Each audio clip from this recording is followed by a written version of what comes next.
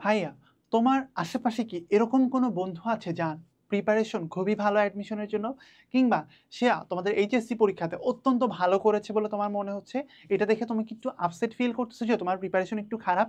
তোমার মনের অজান্তেই কি তোমার মনের মাঝে একটু কম্প্যারিজন চলে আসছে যে আমার অমুক বন্ধু তো খুবই ভালো করেছে, আমি কেন ভালো করতে পারছি না? কিংবা তোমার পাশের বাসার কোনো একটা আন্টি কি বলছে যে তার ছেলে অনেক ভালো কিন্তু তুমি ভালো না, তুমি অ্যাডমিশনে কোথাও চান্স পাবা না, এ ধরনের কোনো কথা বলছে? এ ধরনের যাবতীয় টেনশনগুলো একটু টাটা বাই বাই করে ফেলো। কারণ আমি তোমাকে কিছু টিপস বলতে চাচ্ছি যেটার মাধ্যমে তুমি অন্যের সাথে কম্প্যারিজন করা থেকে একটু নিজেকে দূরে রাখতে পারবা। তার আগে আমি তোমাকে বলে নিই অন্যের সাথে কম্পেয়ার করা জিনিসটা কেন খারাপ। অন্যের পথ তোমার পথ নাও হতে পারে, এটা হচ্ছে সবার আগের কথা। অন্যের পথ আর তোমার পথ মানে কি? অন্যের পথ মনে করো তার পথ অনেক মসৃণ, সে আরামসে এই পর্যন্ত চলে আসছে, কিন্তু তোমার জার্নিটা কিন্তু অনেক বেশি স্ট্রাগলিং হতে পারে। হতে পারে তুমি একটু অসুস্থ ছিলা, মাঝখানে তুমি পড়াশোনা করতে পারো নাই, বা তুমি হচ্ছে পড়াশোনা করতে পারো নাই, বই কিনতে পারো নাই অর্থনৈতিক সমস্যার কারণে, বা তোমার পরিবারে কেউ একটা অসুস্থ ছিল, পরিবারে কোনো একটা অশান্তি ছিল। নানান কারণে কিন্তু তোমার অ্যাডমিশন জার্নিটা বা তোমার হচ্ছে পড়াশোনার যে ওভারঅল যে জার্নিটা 10-12 বছরের, এটা কিন্তু হ্যাম্পার্ড হতে পারে। তাই অন্যের সাথে কম্পেয়ার করাটা সবার আগে থামাও। অন্যের সাথে যখনই তুমি কম্পেয়ার করবা, তোমার মধ্যে একটা ডিস্যাটিসফ্যাকশন আসবে, মনে হবে যে আমি কেন ওর মতো না। এবং এই কম্পেয়ার করাটা কেন খারাপ? এই যে কম্পেয়ার করতেছো, এটার মাধ্যমে তোমার মধ্যে একটা ফ্রাস্ট্রেশন জন্মাচ্ছে, এবং এই ফ্রাস্ট্রেশনটা তুমি ওভারকাম করতে পারছো না। এবং এটার মাধ্যমে যে তুমি একটু বেনিফিটেড হচ্ছ, ব্যাপারটা কিন্তু একেবারেই এরকম না। কারণ এই জিনিসটা তোমাকে ধীরে ধীরে আরো হতাশার দিকে নিয়ে যাবে, এবং একটা টাইমে যে তুমি হতাশার সাগরে ডুবে যাবা, তোমার লাইফে কোনো ধরনের ডেভেলপমেন্ট হবে না। তাই সবার আগে নিজেকে অন্যের সাথে কম্পেয়ার করাটা বন্ধ করো। তাদের সাফল্যকে নিজের অনুপ্রেরণা বানাও। তোমারই কোনো একটা বন্ধু সে খুবই ভালো করতেছে, এটা তোমার জন্য একটা মোটিভেশন না? যে হ্যাঁ, ও তো আমারই মতো, ও ভালো করতেছে, তাহলে আমিও চাইলে পারি। বা দেখতেছো যে তোমারই গ্রামের একটা ছেলে যে কিনা আগের বছরে ঢাবিতে চান্স পাইছে, তো তুমি ভাবতেছো যে আচ্ছা ঠিক আছে, আমি ঢাবিতে গত বছর চান্স পাই নাই, এই বছরে আমি হচ্ছে রাজশাহী ইউনিভার্সিটিতে পরীক্ষা দিই, আমি বিউপিতে পরীক্ষা দিই, ওই ছেলেটা তো পারছে, আমিও ইনশাল্লাহ পারবো। ও পারছে, আমি কেন পারি নাই? এই ভয়াবহ বিপদের মধ্যে চলে যাও না। তুমি কেন পারো না? তোমাকে পারতে হবে। এই জন্য তুমি এখন পরিশ্রম করো, নিজেকে হতাশার সাগরে ফেলে দিও না।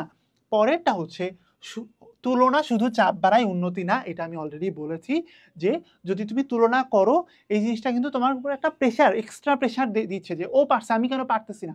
হ্যাঁ ভাইয়া, তুমি পারতেছো না কেন? তোমাকে পারতে হবে, এইটাই তো কথা। এই জন্য আমি তোমাকে বলতেছি যে হতাশাকে দূরে ফিরে দিয়ে দূরে ফেলে দাও, এবং ঠিকঠাক মতো প্রিপারেশন নাও। কিভাবে প্রিপারেশন নিবা?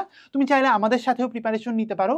যারা হচ্ছে হিউম্যানিটিজের আছো, তারা চাইলে আমাদের হালকা spark B or D unit admission course 2025-এ এনরোল করতে পারো মাত্র 2990 টাকায়। এই কোর্সে তুমি কি পাচ্ছ? 100টারও বেশি অ্যাডমিশন ক্লাস থাকছে, 40টারও বেশি একাডেমিক ক্লাস পাচ্ছ, ইংরেজির জন্য টেক্সট বুকের উপরে স্পেশাল ক্লাস, বাংলা এবং ইংরেজিতে যদি তোমার রাইটিং নিয়ে সমস্যা থাকে সেটার উপরে কিন্তু আমরা ক্লাস নিচ্ছি। এর বাইরে তুমি যদি চাও যে তোমার জিকে নিয়ে তুমি আমাদের এনহ্যান্স করতে চাও, জিকের ব্যাপারটা, সেটার জন্য কিন্তু আমরা এখানে বিষয়ভিত্তিক এবং সাম্প্রতিক দু ধরনেরই ক্লাস আছে। তুমি চাইলে আমাদের সাথে পরীক্ষা দেওয়ার সুযোগ পাচ্ছ, এবং পাচ্ছ আমাদের বিআরডি ইউনিট অ্যানালাইসিস মেগা বুকের ইবুক ভার্সনটা, শর্ট ট্রিক্স এবং নোট পাচ্ছ, এবং মোস্ট ইম্পর্টেন্টলি তুমি আমাদের লাইভ ক্লাস পাচ্ছ সাপ্তাহিক, এবং তোমার ডাউট সলভিং এর জন্য কিন্তু আমরা ক্লাস নিচ্ছি ফ্রিতে। এখন আসো আবার এই জায়গাতে একটু ব্যাক করি। নিজের পরিকল্পনা তোমাকে এখন করতে হবে। তুমি পারতেছো না, অন্যকে দেখতেছো যে সে খুব ভালো করতেছে, এখন তোমার জন্য যেটা উপযোগী সেরকম একটা প্ল্যান তোমাকে বানাতে হবে।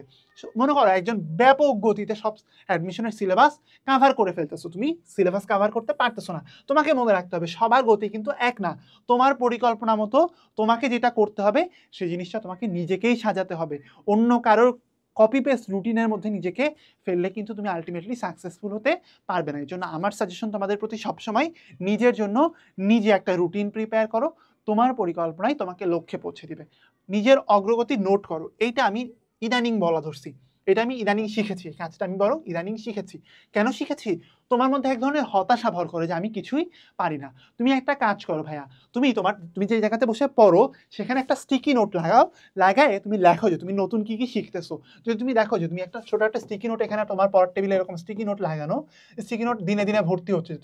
আমি আজকে সমাস শিখলাম, আমি আজকে সন্ধি শিখলাম, আমি আজকে উপসর্গ শিখলাম, এরকম যখন তুমি লিখবা তোমার মনে এক ধরনের শান্তি কাজ করবে, হ্যাঁ আমি তো দেখি অনেকগুলো টপিক পড়ে ফেলছি, এটা তোমাকে এক ধরনের একটা মেন্টাল প্লেজার দিবে এবং তোমাকেও আগায় রাখবে।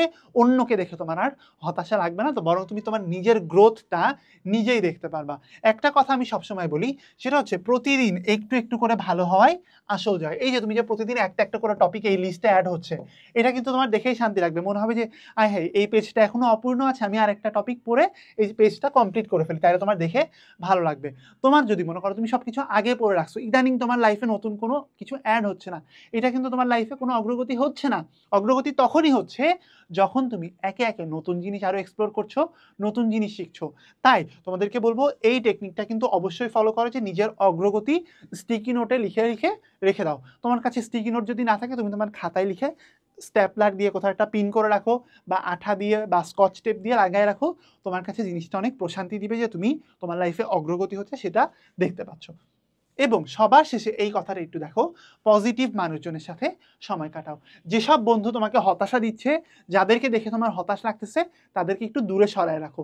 যারা তোমাকে মোটিভেট করতে পারে, যারা তোমাকে পজিটিভ কথা বলে, সেই মানুষজনের সাথে মিশো, সেই বন্ধুর সাথে মিশো যে বন্ধুর লাইফে একটা গোল আছে, সে তোমাকে মোটিভেট করে যে আই দোস্ত আমরা একসাথে ইনশাল্লাহ অমুক ভার্সিটিতে পড়বো, এ ধরনের মোটিভেশন তোমাকে যে বন্ধু দিবে, তো একসময় যে তোমার কাছে জিনিসটা খুবই সিলিও মনে হতে পারে, কিন্তু সে কিন্তু তোমাকে লাইফে আগায় রাখবে।